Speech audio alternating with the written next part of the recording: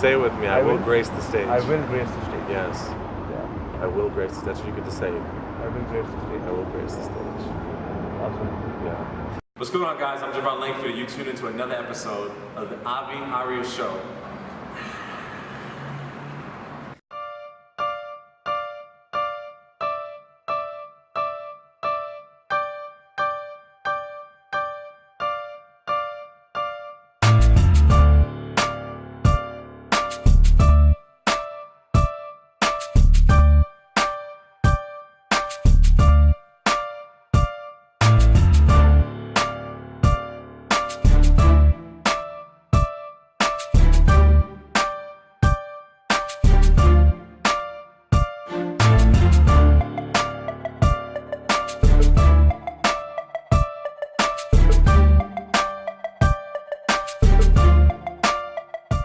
Digital Brotherhood. Yeah. How did you come up with that? Global Digital Brotherhood. Global Digital Brotherhood. Yeah, you know, it was interesting. I just got back from a 6-city tour in Australia. Six cities? Yeah, six Wow. cities in Australia. And I was interviewed in the podcast, and they asked me, what are you up to? And I said, I'm building a global digital brotherhood. And I was like, That is powerful. where did that come from?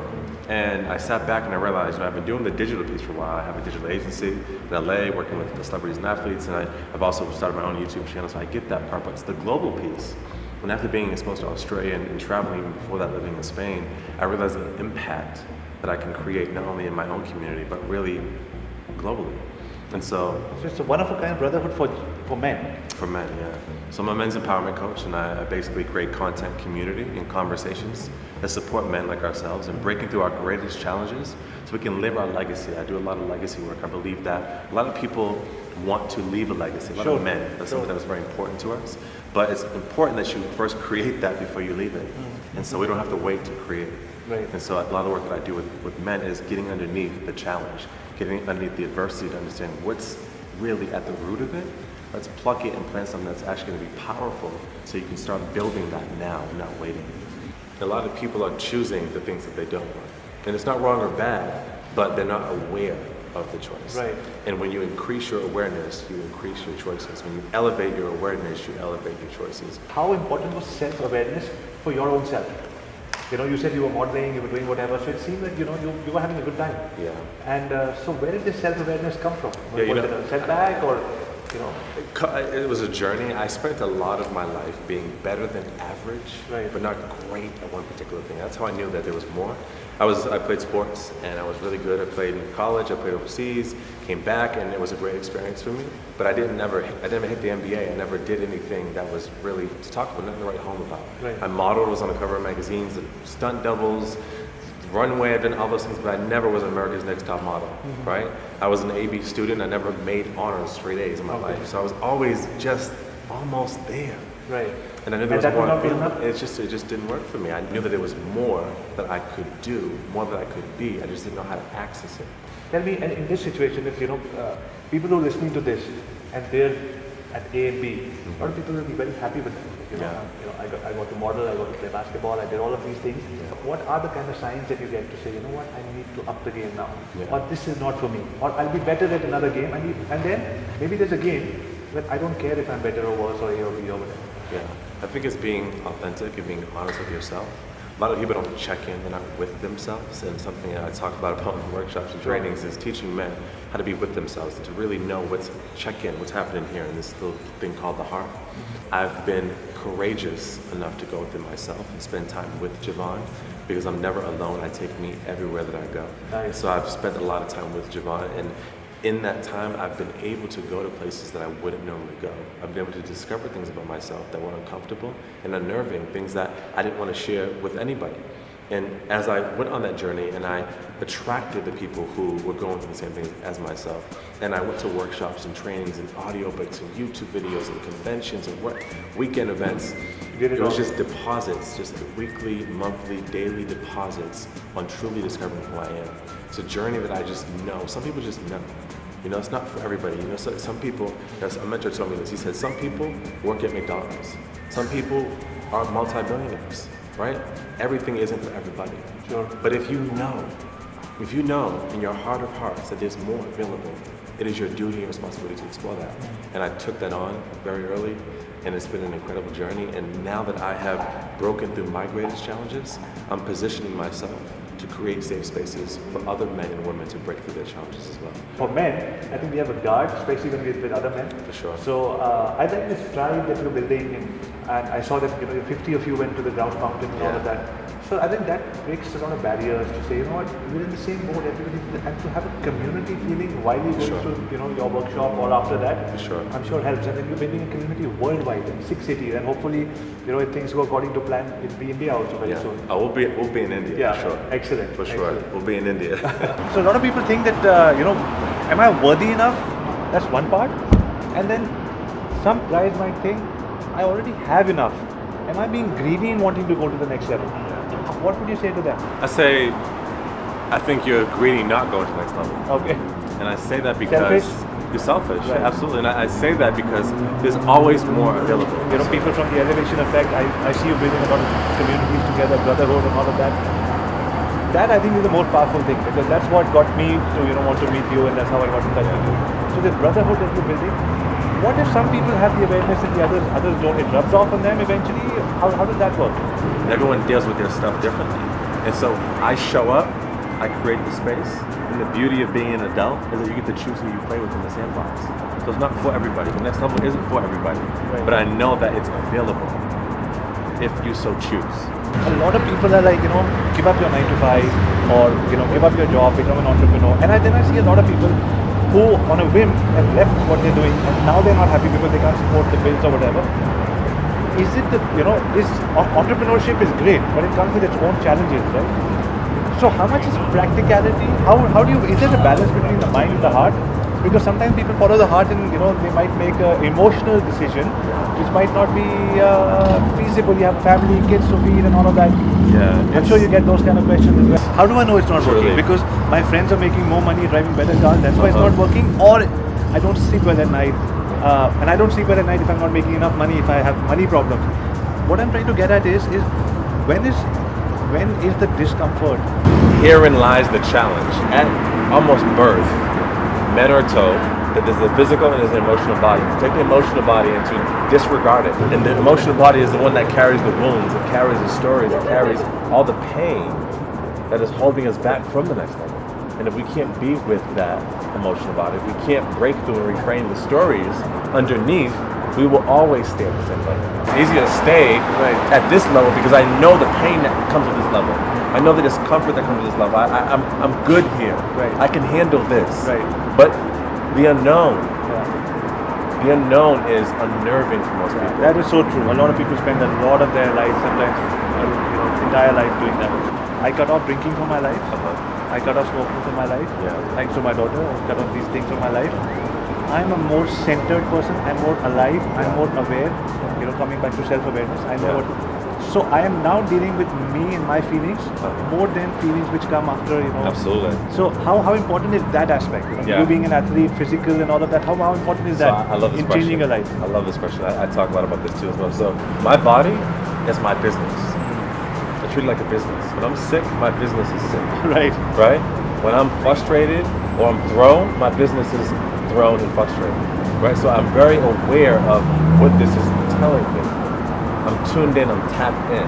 Okay, I need to rest. You've been going for 5 days straight, you need a day off. You need to just close the computer.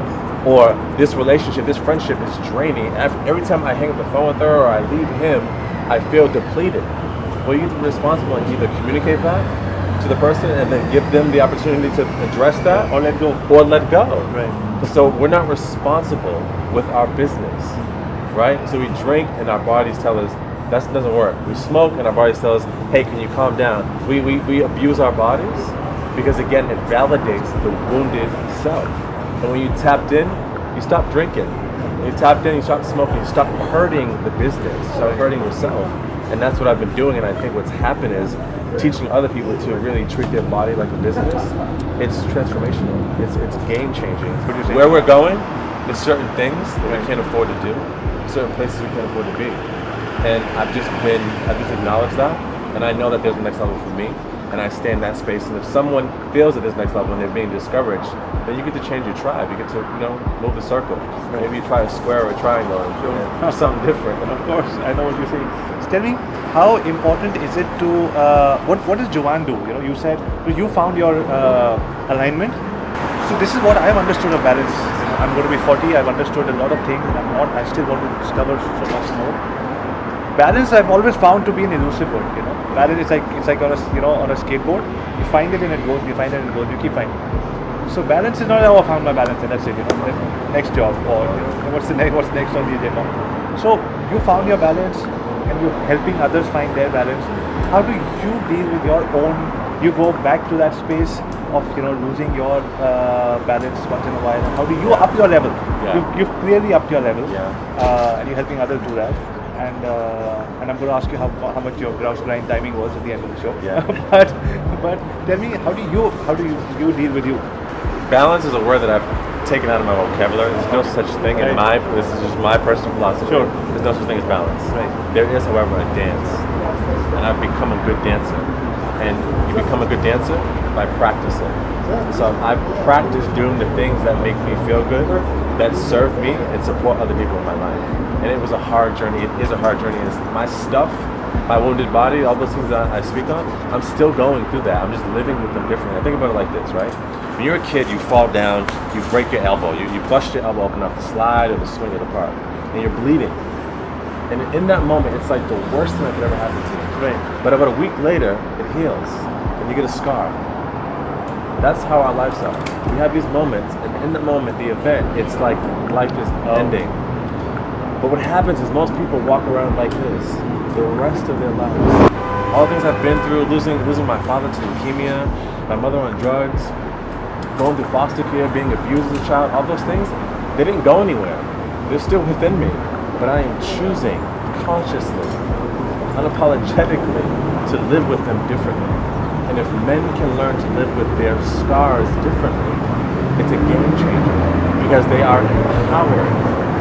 From India to New York Islands, I'm committed to really traveling this globe, creating safe spaces, and creating content and community and conversation to support us in breaking through so we can get this, so we can know what it feels like to not only experience the next level, but to live there, to be there and invite others up constantly.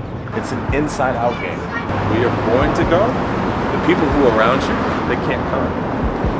And that's a really hard thing. People who have big hearts, people who are attached to their community and they're used to certain people, used to certain experiences or events. If you don't let go of that, you'll never make it there. You just won't make it there. It can't fit. It won't fit where you're going. And if you can't let go, then it can really present a really big challenge. And that's where the pain comes from. That's where you start getting triggered and you start going through this process, like you start questioning, right? Then you start sabotaging what you've already created. Right. Exactly. And then positioning yourself to actually not elevate but de-elevate. To drop into a space that you don't belong in. Listen, Internet Moguls, I'm here with Avi. He's an incredible being. He came up to me in the first conversation we had in person. He was super connected, he looked me in my eyes, and he gave me so much love in his heart. And I want to thank you for supporting him and his vision and his mission to building something that's going to touch the lives and hearts of people around the world. I just want to thank you for supporting him and positioning him to truly take off and not only live his life at the next level, but invite other people like myself on a platform to truly elevate our games in our lives. So I thank you guys. I know you guys make huge sacrifices to be there to work with him, and I'm sure you experience the love that's in his heart as well. But just know that from my heart, Juvan Langford, to your heart, all of you, that I care deeply for you guys too, and we're doing work to support people so that we can all truly live on a whole another stratosphere. Sending you guys so much love.